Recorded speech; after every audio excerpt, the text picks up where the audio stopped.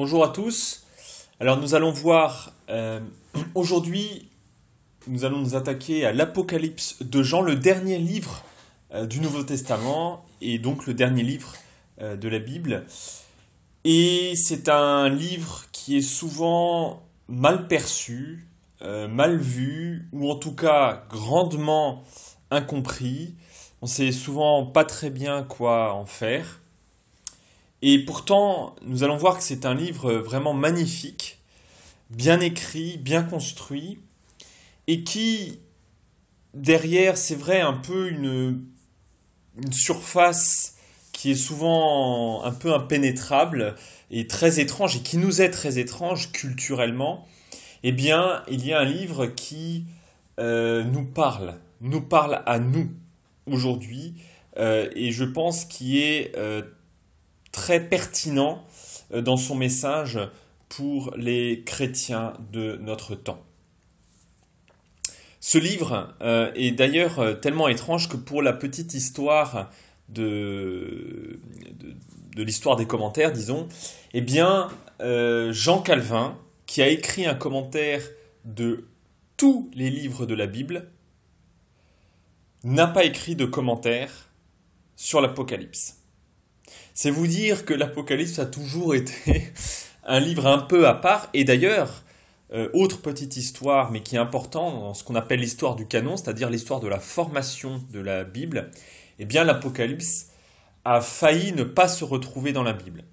Il était grandement discuté et tout le monde n'était pas d'accord pour l'intégrer dans la Bible au moment où le canon s'est fermé. Hein, on appelle ça comme ça, la fermeture du canon, c'est-à-dire le moment où on a clairement défini quels étaient les livres qui appartenaient à la Bible et ceux qui n'y appartenaient pas. Et Apocalypse était un peu sur la sellette. Et finalement, on a décidé de le garder. Et voilà, tout ça pour dire que ça a toujours été un livre un peu particulier, un peu étrange, dont on n'a pas toujours su quoi faire. Et parce qu'il est étrange, il a aussi souvent excité de nombreuses... en tout cas susciter de nombreuses réactions et des gens qui s'y sont toujours plongés et parfois même, faut dire ce qui est, s'y sont un peu perdus dans l'aspect symbolique, l'aspect des chiffres, l'aspect visionnaire. En voulant absolument y déceler. Au fond, beaucoup de gens prennent un peu ce livre comme une espèce de Da Vinci Code, de messages secrets cryptés qu'il faudrait décrypter. Or, je pense que malheureusement, on passe un petit peu à côté de ce livre, même si c'est vrai qu'il y a beaucoup de symbolique, mais le fond n'est pas le fond de ce livre n'est pas un message codé ou caché qu'il faudrait décrypter, mais un message en réalité d'encouragement pour les chrétiens qui vivent des situations difficiles. Mais nous y reviendrons plus en détail quand on entrera dans le livre. J'aimerais aujourd'hui m'atteler aux 3 premiers versets, les versets 1 à 3 du premier chapitre. Et je lirai dans la Nouvelle Bible Second. Révélation de Jésus-Christ, que Dieu lui a donné pour montrer à ses esclaves ce qui doit arriver bientôt. Il l'a signifié en envoyant son ange à son esclave Jean, qui a témoigné de tout ce qu'il a vu, la parole de Dieu et le témoignage de Jésus-Christ. Heureux celui qui lit à haute voix les paroles de la prophétie, comme ceux qui les entendent et ceux qui gardent ce qui est écrit. Voilà, donc ça c'est l'introduction un petit peu de cette lettre, puisque c'est une lettre, nous le verrons un peu au prochain épisode, quand on s'attaquera au verset suivant. Mais c'est donc l'introduction de cette lettre, et elle commence par 3 mots, révélation de Jésus-Christ. Et ce mot révélation, en fait, est le mot apocalypse, puisque le mot apocalypse, dans la culture populaire actuelle, est un mot qui, en réalité, ne dit pas ce qu'il est censé dire à l'origine, dans sa racine. Aujourd'hui, si je vous dis apocalypse, on imagine des événements terribles, on imagine des catastrophes, on imagine un peu des scènes de fin du monde, qui d'ailleurs, quelque part, se retrouvent un peu aussi dans l'Apocalypse, dans le livre de l'Apocalypse. Mais d'ailleurs, ça vient de là. Mais à l'origine, le mot apocalypse ne signifie pas, au fond, voilà, des choses terrifiantes et des fins du monde. Mais à l'origine, ce mot apocalypse signifie le mot révélation. D'ailleurs, en anglais, il n'y a pas le livre de l'Apocalypse est appelé Revelation, hein, révélation. Je propose même un autre mot que je trouve encore plus fort et peut-être plus juste encore, qui est le mot dévoilement. Dévoilement, enlever le voile, parce que littéralement, mot à mot, en fait, apocalypse signifie enlever le voile, mettre au loin le voile, ou montrer ce qui est derrière un voile. D'accord ? Donc c'est ça que signifie le mot apocalypse. Hein. Donc c'est pour ça que, même si on a gardé par tradition le mot apocalypse, dans la traduction second, eh bien on dit bien révélation, ou je préférerais encore dévoilement de Jésus-Christ. Alors ce mot de dévoilement, enlever le voile, retirer le voile, montrer ce qui est derrière le voile, ça nous renvoie à un épisode très particulier qui, à mon avis, est vraiment attaché à ces premiers mots de l'Apocalypse, révélation de Jésus-Christ. Et je vous envoie pour ça, eh bien, la fin de la vie de Jésus, par exemple, dans l'Évangile selon Marc, au chapitre 15, où eh bien, Jésus est crucifié, et plus particulièrement, je vous envoie au verset 37. Donc Marc chapitre 15, verset 37, où on peut lire, donc Jésus est crucifié, c'est la fin de la vie de Jésus, et on lit au verset 37, « Mais Jésus laissa échapper un grand cri et expira. » Alors ce mot « expirer », en français comme en grec d'ailleurs, ce mot « expirer » signifie, au fond,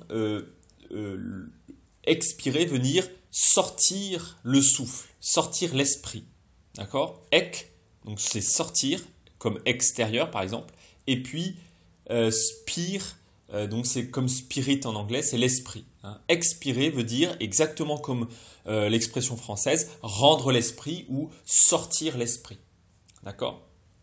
Donc Jésus, eh bien, sortit l'esprit, rendit l'esprit, ça signifie mourir. Mais s'il y a un jeu de mots théologique, puisqu'au verset 38, on nous dit « Le voile du sanctuaire se déchira en deux, du haut, en bas, jusqu'en bas. » Et le voile de ce sanctuaire, qu'est-ce que c'est ?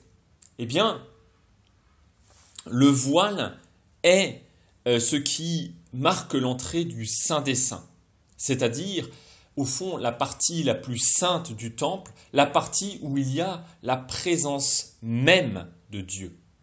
La présence même de Dieu. C'est quelque part l'endroit où Dieu est d'un certain point de vue dans le temple. Et c'est pour ça d'ailleurs que personne n'a le droit d'y aller, sauf le grand prêtre, une fois par an, pour y obtenir le grand pardon du peuple. Et donc ce voile se déchire de haut vers le bas pour montrer, signifier que ce n'est pas l'œuvre de l'homme, mais c'est l'œuvre de Dieu, hein, du haut vers le bas, c'est Dieu qui ouvre le voile du temple. Et eh bien, évidemment, en ouvrant le voile du temple, eh bien, il libère la présence de Dieu, il libère l'Esprit de Dieu dans le monde. D'où le jeu de mots. Jésus, en mourant ainsi, expire, il rend l'Esprit, il libère l'Esprit, et le voile du temple se déchire de haut vers le bas, c'est-à-dire que la présence de Dieu, le royaume de Dieu, est libéré dans le monde, le royaume de Dieu est inauguré à la croix. Il y a ici un dévoilement du Saint des Saints, le dévoilement de la présence de Dieu, du royaume de Dieu. Mais ça ne s'arrête pas là, puisqu'au verset 39, donc juste après, eh bien on lit « Voyant qu'il avait expiré de la sorte, le centurion qui était là, centurion romain évidemment, en face de lui, dit « Cet homme était vraiment fils de Dieu. » Alors, c'est très intéressant, puisque déjà, voyant qu'il avait expiré de la sorte, en fait, il y a ici en fait, ce qu'on appelle une prise en sandwich, parce que d'un côté, on était à la croix, puis on va au temple, puis on revient à la croix, pour entrelacer les deux événements l'un dans l'autre. Hein. Et donc, le centurion, voyant qu'il avait expiré de la sorte, mais vous voyez le jeu de mots, il voit quoi? Il voit la croix ou il voit le temps? Enfin, vous voyez, il y a un peu un jeu de mots ici. Hein. Donc, voyant qu'il avait expiré de la sorte, dit « Cet homme était vraiment le Fils de Dieu. » Ben, voyez-vous, ça peut paraître complètement anodin, mais c'est extraordinaire ce qui se passe ici. Parce que le centurion, c'est quand même pas n'importe qui. Le centurion, c'est un païen, un impur, un non-juif. Je veux dire, il n'y a pas plus éloigné de Jésus que ce centurion romain. C'est un ennemi du peuple d'Israël, puisque Israël est à l'époque occupé par les Romains. Il n'est pas juif. C'est même pas un disciple de Jésus. Je veux dire, il n'y a pas plus éloigné de Jésus que ce centurion romain. Et pourtant, à la croix, alors qu'il n'y a plus personne, je rappelle que les disciples sont bien loin maintenant. Hein, il n'y a plus de disciples, à part les femmes, hein, et puis le disciple bien-aimé, mais que je mets un peu à part. Mais à part ça, il n'y a plus personne qui est à la croix. Tous les disciples de Jésus sont partis, ont fui. Et pourtant, celui qui va dire « cet homme était vraiment fils de Dieu », c'est un centurion. Est-ce que vous comprenez le choc ici théologique? C'est comment le choc spirituel. Et on peut vraiment dire que c'est un choc spirituel. Pourquoi? Parce que c'est ici la preuve que le royaume de Dieu a été inauguré. Si même les païens reconnaissent le Fils de Dieu, c'est qu'alors le royaume de Dieu a été inauguré, que les temps nouveaux ont démarré sur la terre. Ces temps dont les prophètes, et spécialement le prophète Ésaïe, disent que toutes les nations viendront à Jérusalem pour rendre gloire à Dieu, pour louer Dieu. Alors si même les païens sont intégrés dans cette foi juive, si même les païens reconnaissent le Fils de Dieu, alors c'est que les temps nouveaux ont démarré. C'est que le royaume de Dieu a été inauguré. Donc voilà un petit peu tout ce dévoilement, ce voile qui est retiré. On montre ce qu'il y a derrière le voile. Mais dans l'Apocalypse, on dit dévoilement ou révélation de Jésus-Christ. Comment le comprenez-vous de Jésus-Christ? Eh bien, on peut le comprendre de deux manières différentes. On peut le comprendre soit que c'est la révélation de Jésus-Christ, c'est-à-dire que celui qui est révélé, c'est Jésus-Christ, ou alors on peut le comprendre comme celui qui fait la révélation, c'est Jésus-Christ. Hein. Donc, révélation de Jésus-Christ, dont Jésus-Christ est l'objet, c'est-à-dire on révèle Jésus-Christ, ou alors révélation de Jésus-Christ, c'est-à-dire que c'est Jésus-Christ qui nous révèle quelque chose. Quel est le sens de ce mot révélation, de cette expression révélation de Jésus-Christ? Eh bien, à mon avis, c'est les deux. C'est les deux. Il y a ici encore une fois un jeu de mots spirituel. Exactement comme la croix. Pourquoi? Qui dévoile ici? Qui dévoile? Eh bien, c'est Jésus par son sacrifice à la croix qui dévoile, hein, en expirant. Donc, Jésus est le révélateur ici. Mais en même temps, quel est l'objet de la révélation? Eh bien, verset 39, cet homme était vraiment le Fils de Dieu. Celui qui est révélé, le royaume de Dieu, c'est Jésus. Vous comprenez? Donc il y a ici, au fond, un jeu de mots. Jésus est à la fois le révélateur et à la fois, eh bien, le révélé.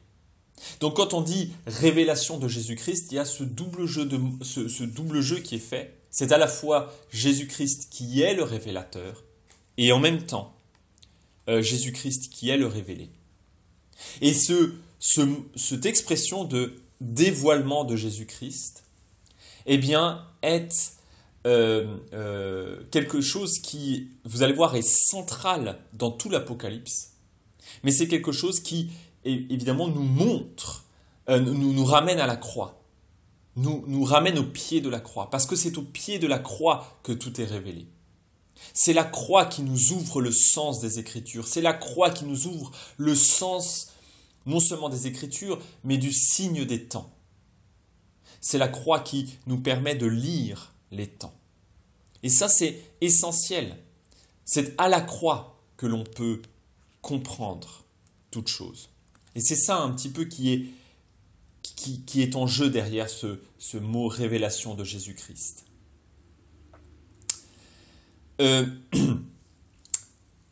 Alors, nous allons voir que cette révélation,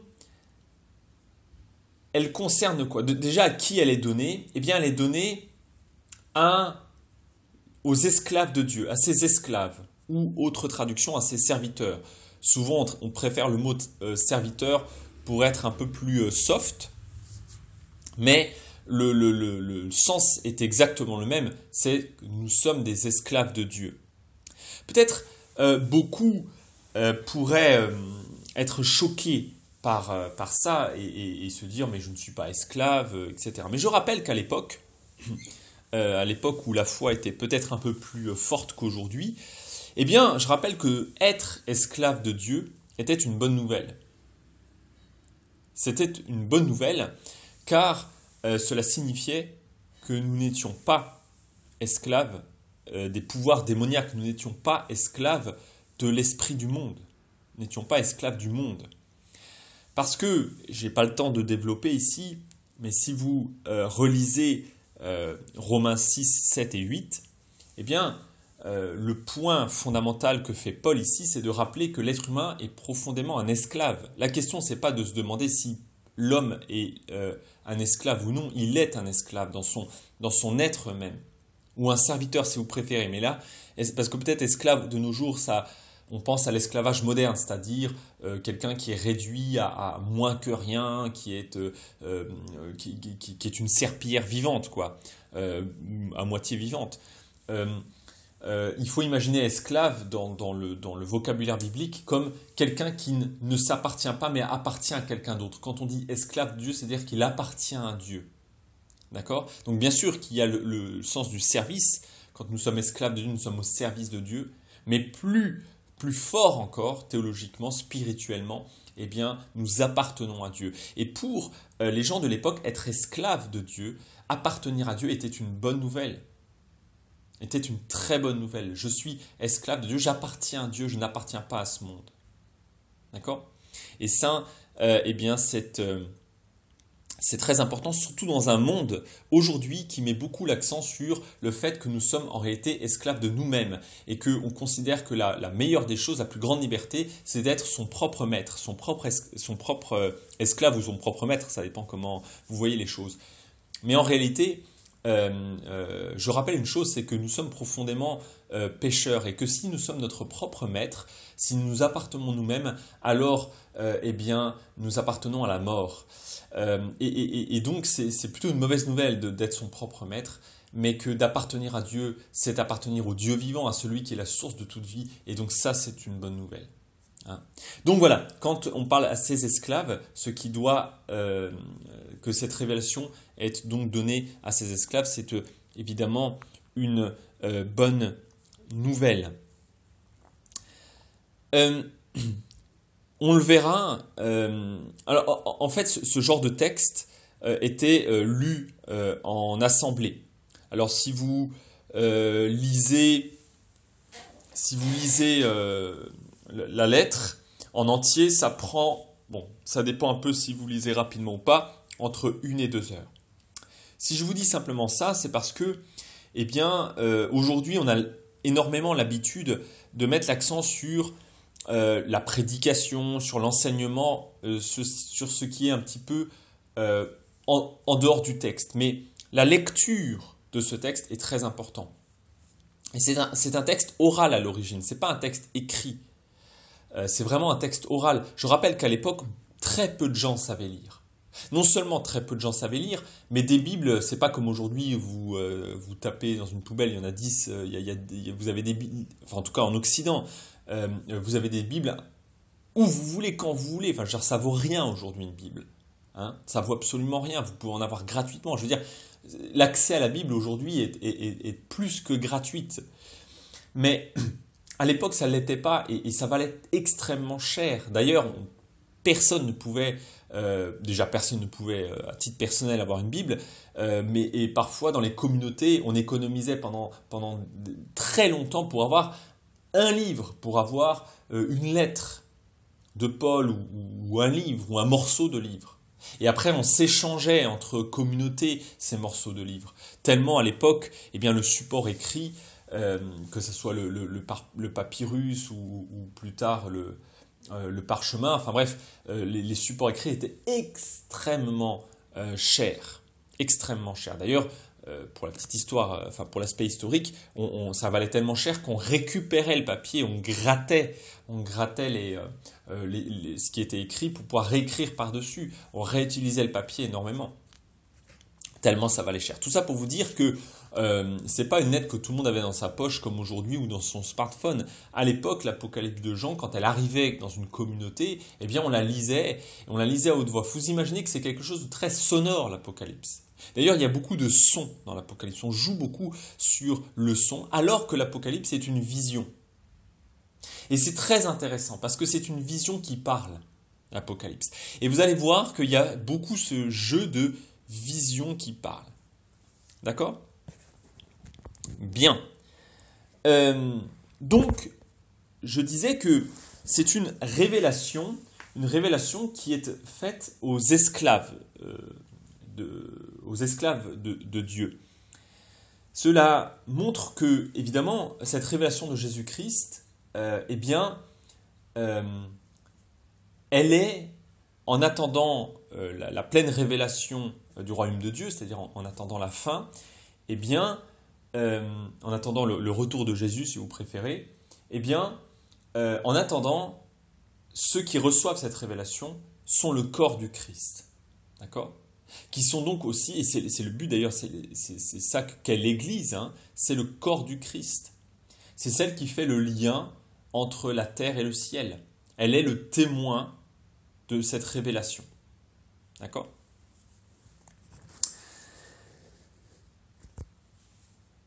Et donc on continue, et on montre ici, donc Jean dit, il écrit, il l'a signifié en envoyant son ange, donc le mot ange signifie le messager, à son esclave Jean, qui a témoigné de tout ce qu'il a vu. La parole de Dieu et le témoignage de Jésus-Christ. Alors ça, c'est très important parce que plus tard, nous verrons que Jean dit qu'il se trouve sur cette île de Patmos, donc probablement en exil, mais on y reviendra plus tard quand il parle de sa présence sur l'île de Patmos.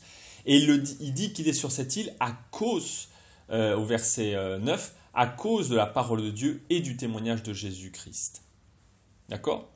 Donc, c'est intéressant parce que, au fond, il témoigne de ce qu'il a vu, cette parole de Dieu et ce témoignage de Jésus-Christ, et en même temps, c'est à cause de cette même parole de Dieu et témoignage de Jésus-Christ qu'il est aussi en exil.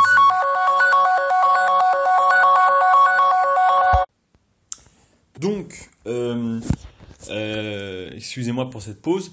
Voilà, donc la révélation, je disais, Jean dit qu'il témoigne de ce qu'il a vu, la parole de Dieu et le témoignage de Jésus-Christ. Alors là encore, il y a un jeu de mots, si vous me permettez l'expression, puisque à la fois, c'est intéressant, il dit « je témoigne de ce que j'ai vu ». Et qu'est-ce qu'il a vu ? D'une part, la parole de Dieu. Très intéressant, parce qu'une parole, ça ne se voit pas à la base, ça s'entend. Hein, jeu de mots entre la vision et la parole. Hein. Mélange entre voix. En fait, l'Apocalypse, c'est une parole qui se voit. Voilà. Et d'ailleurs, Jean n'est pas le premier à avoir fait ce jeu spirituel.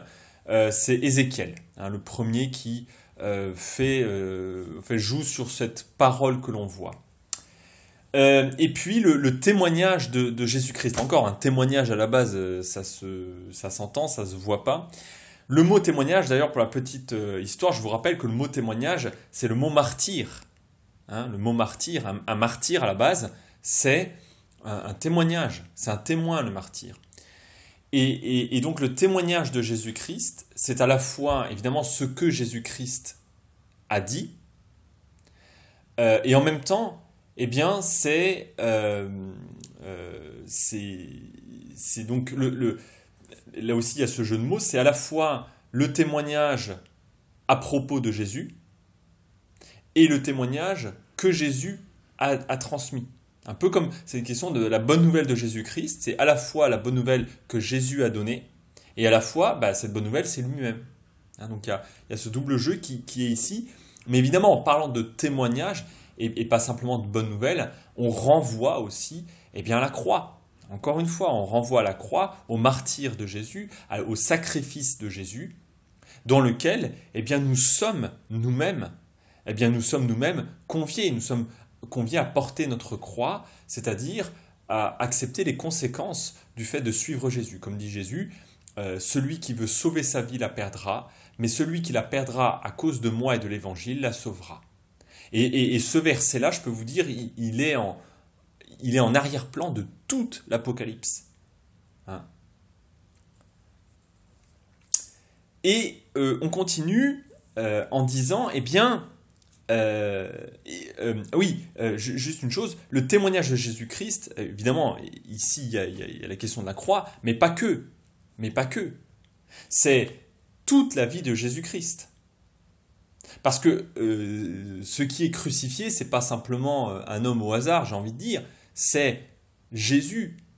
Et quand on dit le sacrifice de Jésus, c'est toute sa vie. C'est-à-dire sa vie, sa mort, sa résurrection et le retour de Jésus. C'est tout cet ensemble-là, le témoignage de Jésus. Et pas simplement la croix, même si à la croix tout est révélé, même si à la croix c'est là véritablement que le royaume est inauguré, en même temps le témoignage de Jésus concerne l'ensemble de sa vie. D'accord ?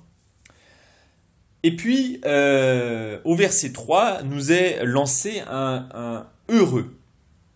Heureux celui qui lit à haute voix les paroles de la prophétie, comme ceux qui les entendent et qui gardent ce qui est écrit, car le temps est proche.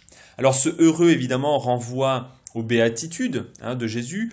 Heureux les pauvres en esprit, car le royaume des cieux est à eux. Heureux ceux qui pleurent, etc. Vous voyez ça dans Matthieu chapitre 5, au début du sermon sur la montagne.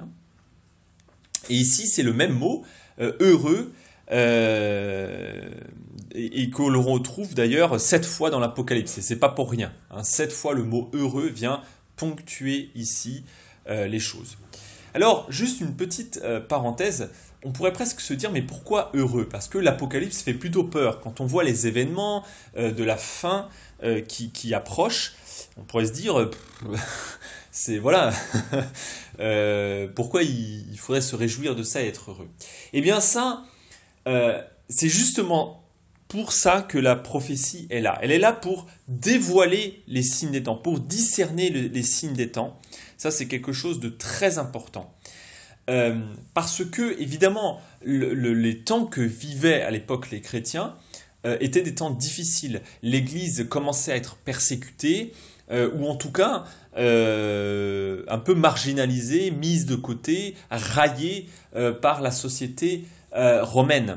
Donc il parle à une église qui commence à, entre guillemets, perdre courage. Certains perdent la foi, certains se font éblouir par d'autres enseignements et donc perturbent, entre guillemets, un peu pervertissent un peu l'enseignement de base. Et donc là-dedans, eh bien Jean essaie de montrer que en réalité, c'est tout à fait normal, c'est parce que le temps est proche. C'est parce qu'on s'approche de la fin. Et donc, il dit, au fond, ne prenez pas ça comme une mauvaise nouvelle, mais prenez ça comme une bonne nouvelle. C'est parce qu'on s'approche de la fin. Et c'est exactement la même chose qui se passe à la croix. Puisque la croix, est-ce que c'est une bonne ou une mauvaise nouvelle? C'est une bonne question. Pour beaucoup, eh bien, c'est une mauvaise nouvelle. La croix est un échec. Hein? D'ailleurs, on pense aux disciples d'Emmaüs, hein, en Luc chapitre 24, où les disciples d'Emmaüs partent de Jérusalem, ils sont déçus. Nous croyons qu'il allait nous libérer. Hein? Nous croyons qu'il allait nous délivrer des Romains. C'est un échec pour eux. Hein? Un peu comme ce chant chrétien pour les enfants que j'aime beaucoup, qui dit « On a mis le maître sur la croix hein ». Et qui raconte dans les premières strophes de ce chant que eh bien, c'est une mauvaise nouvelle, que Jésus a prêché l'amour, etc., et qu'il a été mis sur une croix. Mais la foi chrétienne naît parce que ça, à la rigueur, c'est objectif. C'est objectif. Jésus, qui est venu prêcher, appeler à la conversion et prêcher que le royaume... que le temps était proche, que le royaume était à portée de main, eh bien, ce Jésus est crucifié. Ça, c'est objectif. La foi chrétienne naît quand vous considérez que ce qui s'est passé là, c'est pas un échec, mais au contraire, c'est l'accomplissement. Et là, alors, c'est pour ça que le fondement de la foi chrétienne, c'est la résurrection. Parce que la résurrection qui prend les disciples à revers complètement, hein, eux qui sont cloîtrés, voilà, enfin, pour eux tout ça est un échec complet, eh bien la résurrection les prend à revers parce que Jésus leur montre, alors qu'il l'avait annoncé, etc. Mais voilà, ne nous pensons pas meilleurs, hein, on réagirait exactement de la même manière qu'eux. Mais la résurrection les prend à revers parce que Jésus leur montre ici que ce qui s'est passé à la croix est en réalité l'accomplissement de toute chose. C'est la victoire de Jésus-Christ sur la mort étant l'ennemi final de Dieu. Hein? Et donc, en fait, les temps nouveaux ont démarré. Que malgré les apparences, les temps nouveaux ont démarré. Mais je vais y revenir un petit peu plus en détail après sur ce que j'entends par les temps nouveaux ont démarré. Parce que ça c'est essentiel si vous voulez comprendre si vous voulez comprendre un petit peu l'Apocalypse. Mais je reviens sur cette heureux. Donc voilà l'histoire de heureux, parce que cette prophétie, un peu comme d'ailleurs dans les béatitudes de Jésus, il y a aussi des renversements. Heureux ceux qui pleurent, car ils seront consolés. Ça peut paraître paradoxal, mais en réalité, ça ne l'est pas pour quelqu'un qui sait que le royaume arrive. Il sera pleinement révélé. Et que si aujourd'hui, évidemment, nous sommes étrangers sur cette terre, arrivera un jour où nous serons de nouveau à la maison, où quand le royaume sera pleinement révélé, eh bien, nous serons enfin chez nous. Mais en attendant, nous sommes comme des étrangers, comme des exilés, sur cette terre. C'est très intéressant parce que Jean lui-même est exilé. Hein, et c'est dans cet exil qu'il a la révélation de la parole de Dieu. De ce qui va arriver.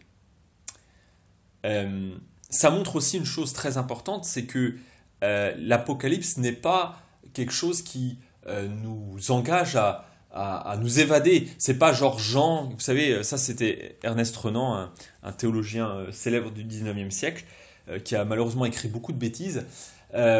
Et Ernest Renan disait Jean il était en prison, donc il voulait s'évader, un peu comme vous voulez, on s'évade par la musique ou par un film, etc. Il voulait penser à autre chose, mais pas du tout. Premièrement parce qu'il n'a pas cherché ça, c'est l'esprit qui l'a saisi, on verra ça plus tard, mais plus encore parce que ici c'est le ciel qui vient sur la terre, le ciel vient nous chercher dans notre situation particulière. C'est pas Jean qui s'évade ici au ciel, c'est le ciel qui rejoint Jean là où il est. Il est en exil et c'est lui qui dit à ses co-religionnaires qui probablement pleurent pour lui parce que ça devait être quelqu'un de très célèbre, Jean, dans l'ensemble de ces églises d'Asie, eh bien, il dit heureux, heureux parce que ce que nous vivons là est la fin des temps anciens. Et aujourd'hui, je pense que ça nous interpelle à nous chrétiens, notamment en Occident, où c'est vrai, on n'est pas persécuté, même si on peut être raillé, ou peut-être, peut-être ce dont on souffre le plus en Occident, c'est l'indifférence. On n'est pas persécuté, mais les gens sont indifférents à ce qu'on dit. Peut-être d'ailleurs, moi je pense que ça nous interpelle. Comment ça se fait que les gens soient indifférents à ce qu'on dit ? Et peut-être ça interpelle sur ce qu'on raconte, et que peut-être qu'on édulcore un peu trop ce qu'on raconte. Enfin bon, peu importe. Tout ça pour dire que ça nous interpelle, parce que je vois beaucoup de chrétiens qui sont là dans leur vie, à se lamenter sur eux-mêmes. Alors bien sûr que la vie est difficile, bien que comparé à l'époque, je pense qu'il y aurait à discuter. Enfin bon, la souffrance est toujours très subjectif. Aujourd'hui, évidemment, on se lamente sur nos vies, évidemment que la vie n'est pas simple, que les fins de mois ne sont pas toujours faciles, qu'il y a des situations terribles, qu'il y a des deuils, des épreuves. On est tous conscients de ça. Mais c'est quand même fou de voir que on a perdu cette espérance que le royaume de Dieu vient, qu'il vient, et qu'un jour, ce pèlerinage que l'on vit prendra fin. C'est pour ça que les thèmes de patience et de persévérance sont aussi présents dans le Nouveau Testament. De rester patient face à l'injustice et de semer, non pas de vouloir rendre le monde meilleur, c'est pas le rôle des chrétiens, mais de semer les graines du monde qui vient, de porter témoignage d'un monde qui vient. Et qui est évidemment notre devoir. Donc Jean, verset 3, se dit « Heureux, celui qui lit à haute voix les paroles de la prophétie ». Je vous rappelle que c'est censé être lu, cet apocalypse de Jean. « Comme ceux qui entendent et qui gardent ce qui est écrit ». Donc la bénédiction et la grâce de Dieu sont lancées au milieu de l'assemblée, mais cette grâce n'est pas à bon marché. C'est pas simplement « Ah on est là pour se faire du bien et entendre des belles paroles ». Quand il dit « Heureux celui qui lit à haute voix et ceux qui entendent des paroles », c'est au sens de « qui entendent et qui gardent ce qui est écrit ». C'est-à-dire que c'est pas gratuit d'écouter ça. Comme dit Bonhoeffer, la grâce n'est pas à bon marché, la grâce est exigeante. La grâce est un appel à entrer dans un chemin, peut-être à changer de direction. C'est un appel à l'obéissance, c'est un appel à ne plus vivre comme avant. Donc écouter ces paroles nous met devant un choix, nous met devant une exigence, nous transforme. Pourquoi ? Car le temps est proche. C'est les temps de l'urgence. Le temps est beaucoup plus court que nous croyons. Cela nous rappelle que la réalité que nous vivons ou que nous croyons vivre n'est pas la réalité. Je veux dire par là non pas que c'est une illusion, on n'est pas dans le bouddhisme, c'est pas une illusion ce que nous vivons. Ce que nous vivons, la souffrance et la mort, sont des réalités. Mais ce sont des réalités qui vont passer. Le temps est proche. Là, il y a un coup de trompette qui est lancé. Le temps est proche. Le royaume de Dieu arrive. Jésus est de retour. Et aussi ridicule que ça puisse paraître aux gens de ce monde, eh bien nous, ça doit qualifier l'ensemble de nos vies. Et je crois que les chrétiens sont aujourd'hui peut-être un peu trop endormis dans le monde, confortablement installés dans le monde. Ils vivent comme si ce monde que nous vivons aujourd'hui est la dernière réalité. Il n'y a pas d'autre chose à espérer. Comme si rien n'était en train d'advenir. Un peu comme Paul le dit, si le royaume ne vient pas, eh bien, alors je ne sais plus exactement comment il le dit, mais il dit à ce moment-là, mangeons et buvons, car demain nous mourrons. Il y a juste à profiter de la vie. Et il a raison. Mais des fois, j'ai l'impression que nous vivons en tant que chrétiens un peu comme ça, comme si ce que nous vivions, c'était la seule réalité, alors que quelque chose arrive.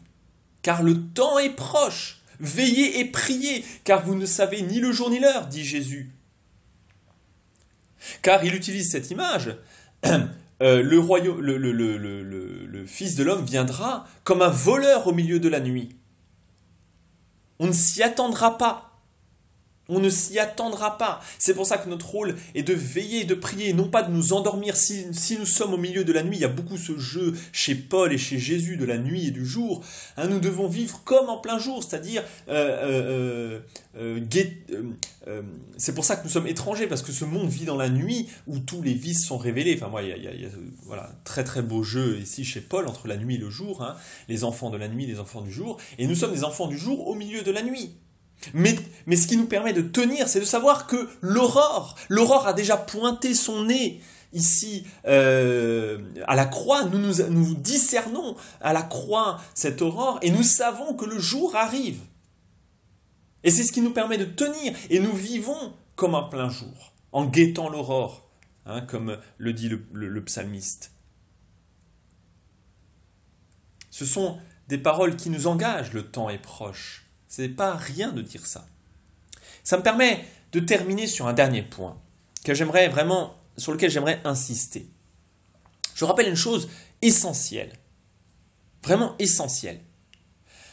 Le concept de la fin du temps, hein, la fin du monde n'est pas un concept chrétien. Voilà. Très souvent, hein, j'entends parmi les chrétiens, ce sera la fin du monde, hein, la fin des temps.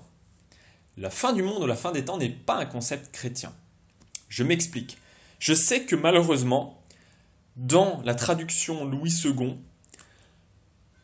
on a maintenu une traduction dans les paroles de Jésus où il dit la fin du monde. Mais c'est une mauvaise traduction de Louis II et je ne comprends pas qu'on n'ait pas rectifié cette traduction dans les dernières nouvelles versions de Louis II. Là, c'est une petite déception que j'ai.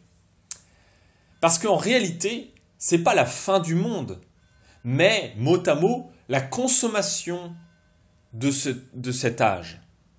C'est-à-dire, en fait, la fin de ce temps.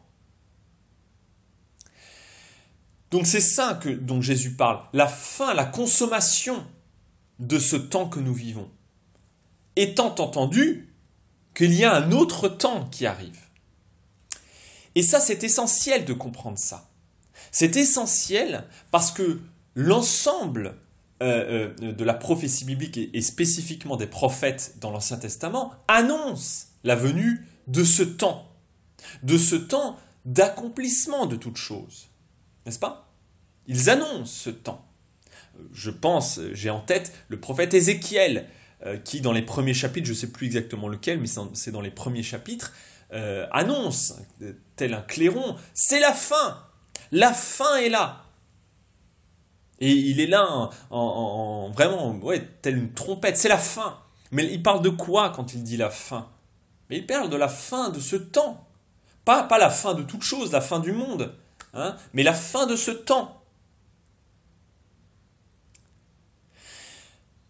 Et la fin de ce temps, c'est quoi? Eh bien, dans la pensée biblique, la fin de ce temps, c'est la fin des temps anciens, des temps rongés par le péché, pervertis entièrement par le péché. Et adviendra un temps où toute chose sera renouvelée, où l'Esprit de Dieu sera partout, chez tout le monde, en toutes choses. Hein, j'ai en tête le prophète Zacharie, je crois, chapitre 14, qui dit l'Esprit de Dieu sera partout, même les clochettes qui sont dans les habits qu'on met sur les chevaux, enfin, je ne sais plus comment il parle de ça, même ces petites clochettes qui sont là dans les habits d'apparat des chevaux, ce sera marqué « consacré au Seigneur hein, » ou « sainteté à l'Éternel » selon la traduction. Hein, rempli de l'Esprit de Dieu, où toute chose sera consacrée, sera en fait dans son état premier, dans son état qui devrait être si le péché n'avait pas perverti toute chose. Et nous attendons ce temps où justement les temps nouveaux viendront, les temps où le royaume de Dieu, où tout appartiendra au royaume de Dieu, tout appartiendra à Dieu. Comprenez ? Donc ça c'est essentiel. Et donc vient dans la pensée prophétique, vient au fond cette idée que, eh bien, on attend un Messie, un envoyé de Dieu qui va venir inaugurer le royaume de Dieu. Alors certains l'attendent, le voient plutôt comme sous les traits d'un roi, d'autres comme plutôt d'un prophète, d'autres d'un prêtre, d'autres un peu un mélange des deux ou de ces trois figures. Mais en tout cas, voilà, on attend quelqu'un qui va venir inaugurer, mettre fin au temps ancien, juger toutes choses et faire advenir le temps nouveau. Ce qui montre que cette fin est à la fois une bonne et une mauvaise nouvelle. C'est une mauvaise nouvelle parce que, eh bien, c'est un temps de jugement. Jugement au sens où sera révélée la perversion de ce temps. La vérité sera là. Mais c'est une bonne nouvelle parce que nous savons que celui qui vient juger ce monde est son créateur. C'est-à-dire quelqu'un qui aime ce monde. Et ça change tout. Parce qu'elle est là la bonne nouvelle. La bonne nouvelle, c'est que Dieu, le créateur de ce monde, a décidé de ne pas laisser ce monde s'autodétruire. Et ça, c'est absolument essentiel de comprendre ça. Tout cela pour dire que donc, dans la pensée biblique, eh bien, il y a cette attente de ce Messie qui va venir juger toutes choses et mettre fin au temps ancien pour inaugurer enfin le royaume de Dieu. Et vous voyez ça de manière très claire, par exemple, mais je cite peut-être le passage le plus fort, et d'ailleurs qui pour les chrétiens va être le plus marquant, c'est Daniel. Daniel chapitre 7, à partir du verset 9 jusqu'au verset 20, me semble-t-il, ce Daniel 7, où on voit cette figure du Fils de l'homme, de celui qu'on va appeler le Fils de l'homme, cette figure de Messie qui vient juger toutes choses et à qui Dieu va donner la domination sur toutes choses et dont le règne n'aura pas de fin. Et Jésus, évidemment, aura cette prétention d'être le Fils de l'homme. Mais là où il y a une petite subtilité avec Jésus, c'est que, évidemment, à la croix, il inaugure toutes choses, il inaugure les temps nouveaux, mais sans mettre fin au temps ancien. C'est-à-dire que il a sonné le clairon, à la croix, si vous voulez, les 12 coups de minuit ont démarré, si vous voulez une image, les 12 coups de minuit ont démarré à la croix, le royaume de Dieu, et donc les temps nouveaux sont inaugurés à la croix, mais les temps anciens ne sont pas tout de suite fermés. Ils sont en cours de fermeture. D'accord ?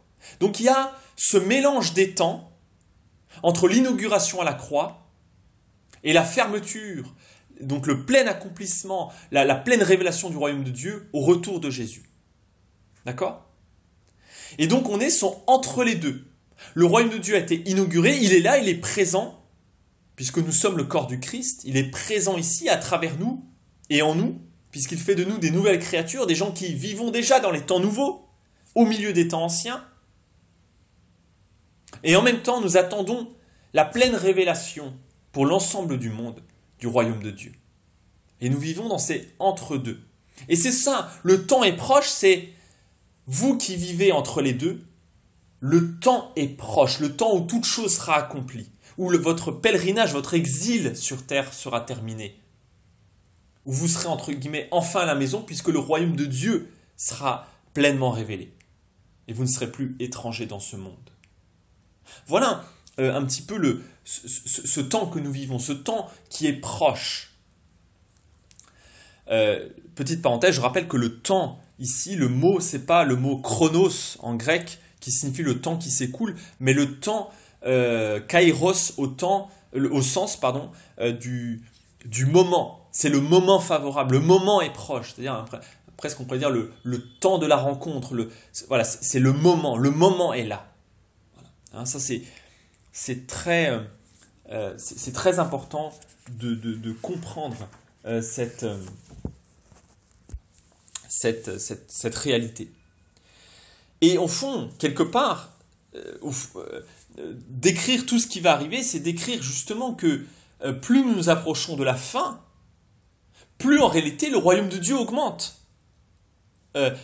plus en fait, on est proche du royaume de Dieu. Donc tout ce que nous vivons n'est pas une mauvaise nouvelle, c'est une bonne nouvelle. C'est pour ça qu'il dit heureux. Et en même temps, ça nous demande, c'est exigeant avec nous. Ça nous demande de tenir bon.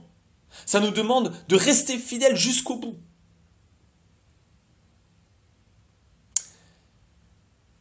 C'est pour ça que c'est aussi une révélation dans le sens où ce livre et les chrétiens de manière générale sont appelés à lire les signes des temps.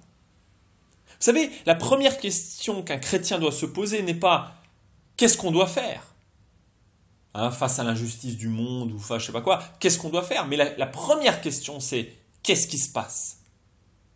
Qu'est-ce qui se passe? Que se passe-t-il exactement?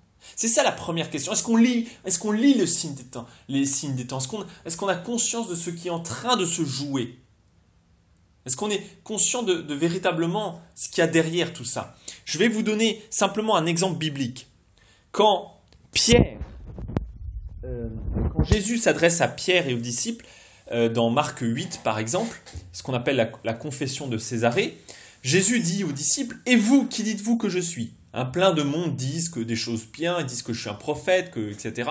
Mais vous, qu'est-ce que vous dites que je suis? Et Pierre, ici porte-parole des disciples, dit « Eh bien, pour nous, tu es le Messie, le Fils du Dieu vivant. » Et Jésus, évidemment, dit très bien, et juste après ça, eh bien, il annonce sa passion, sa mort et sa résurrection. Il annonce la croix, tout simplement. Et Pierre, ici, va prendre Jésus de côté et va, mot à mot, il va l'engueuler, il va le mettre de côté, et lui dire « Tu ne peux pas dire des choses pareilles. » Au contraire, nous attendons la victoire. Nous attendons pas que tu viennes mourir sur un morceau de bois. C'est pas ça le plan à la base. Tu es le Messie, tu viens inaugurer les temps nouveaux. Mais Jésus lui dit, alors chose essentielle, il lui dit quoi? Il lui dit « Va-t'en, non pas loin de moi, comme on le traduit parfois malheureusement, mais va-t'en derrière moi, Satan. » C'est-à-dire, va-t'en à ma suite, Satan. Retourne derrière moi, Satan. Parce qu'il parle à Pierre. C'est exactement les mêmes mots d'ailleurs qu'il utilise quand il l'appelle à devenir son disciple. Viens à ma suite, viens derrière moi. Quand il l'appelle à lâcher ses filets, etc. Et là, pareil, il dit, va-t'en derrière moi, Satan. Parce que tu penses comme les hommes et non comme Dieu. Tu vois les choses comme ton point de vue et celui des hommes. Et donc tu penses que tout ça est une défaite. Mais ouvre les yeux, partage le point de vue de Dieu et tu verras que ce que je t'annonce ici, mes souffrances, ma mort et ma résurrection, sont en réalité la victoire de toute chose. Et c'est exactement la même chose qu'on a ici. C'est pour ça que Jésus-Christ est central dans l'Apocalypse. C'est un peu, on a ici comme une espèce de reviens derrière moi. Tiens bon, courage, reviens derrière moi parce que tu penses comme... là, tu es en train de penser comme les hommes et non comme Dieu. Et Pierre, à ce moment-là, il l'appelle Satan. Je veux dire, c'est quand même pas rien. De premier disciple, il est tombé à Satan en 3 millièmes de seconde, simplement en l'ayant mis de côté. Et Jésus a dit... c'est intéressant parce que Satan, ça veut dire l'adversaire. C'est intéressant de voir qu'on peut très vite devenir l'adversaire si nous ne comprenons pas ce que nous voyons, si nous n'arrivons pas à discerner le signe des temps. Est-ce que nous avons toujours cette capacité à ouvrir les yeux, à imaginer, à comprendre que ce que nous vivons n'est pas la fin de toute chose, mais que le temps est proche? Que nous vivons la fin des temps anciens et que nous sommes appelés à vivre au milieu de ces temps anciens, les temps nouveaux. Évidemment, c'est exigeant, évidemment, ça signifie que nous serons rejetés, raillés, peut-être même persécutés. C'est pour ça que la croix est le révélateur de toute chose. Paul le dit magnifiquement dans le début de sa lettre aux Corinthiens. Et il est folie pour les Grecs, il est scandale pour les Juifs, mais pour nous qui sommes sauvés, c'est le salut, c'est la puissance de Dieu, n'est-ce pas? Tout est révélé à la croix. tout le sens de l'histoire est révélé à la croix. C'est ce qui nous permet de lire à la croix.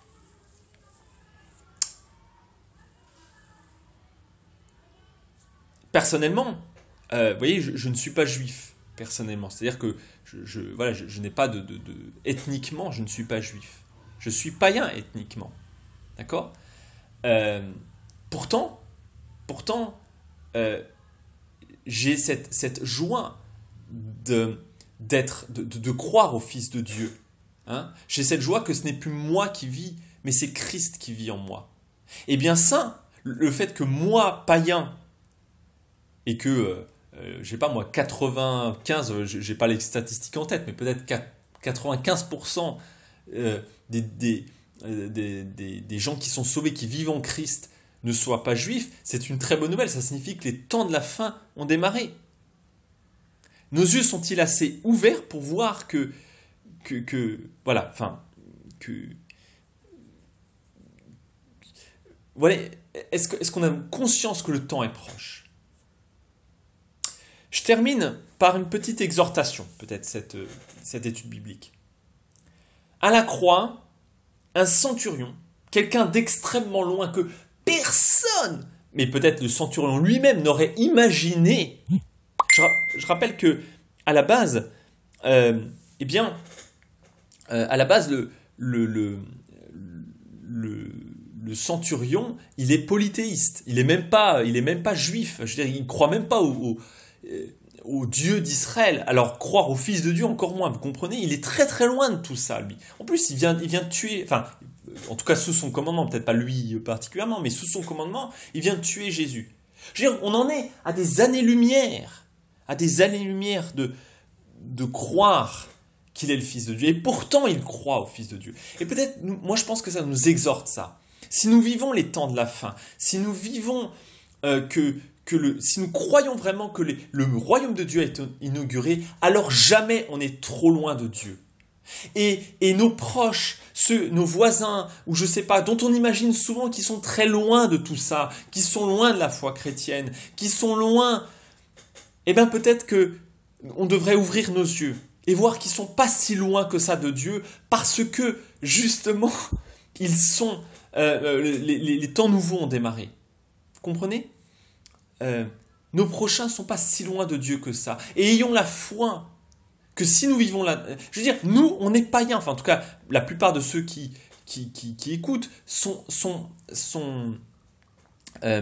païens, ils ne sont pas juifs.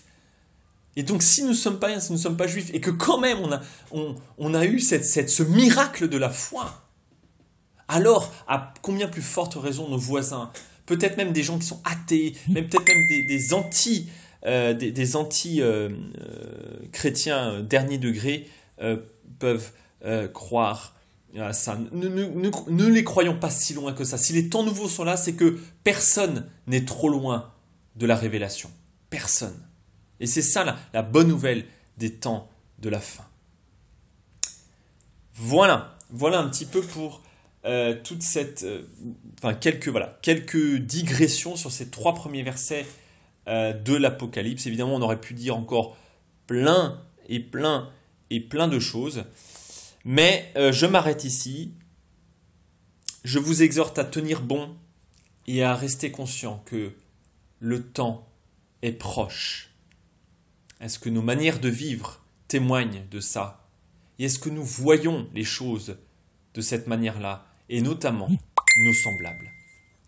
Que le Seigneur vous bénisse. D'ici là, restez sang et feu.